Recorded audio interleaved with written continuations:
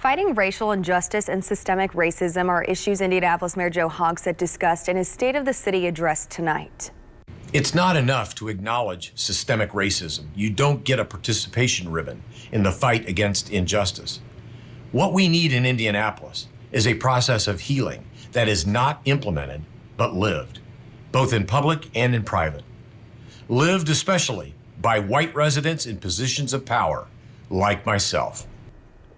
When it comes to making those changes, Mayor Hogsett cited an independent review panel appointed to assess the city's response to protests earlier this summer, as well as changes to IMPD's use of force policy and the department's addition of body cameras. When it comes to economic changes, the mayor announced an update to city policy to promote working with more minority-owned businesses and city contracts.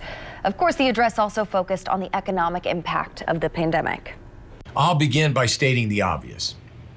COVID-19 has had a crippling impact on the lives of Indianapolis residents. It will no doubt bring fiscal challenges to our desks in the coming years. But we can take some comfort in knowing that Indianapolis and this council has spent the past 4 years putting our fiscal house in order. We are better prepared than the city has been in a generation.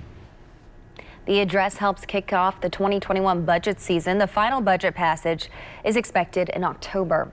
And the mayor's nearly $1.3 billion balanced budget proposal calls for $472 million in public safety spending, $276 million for criminal justice, and more than $158 million for roads, bridges, sidewalks, and trails. For more info, click on this story on our website at theindychannel.com.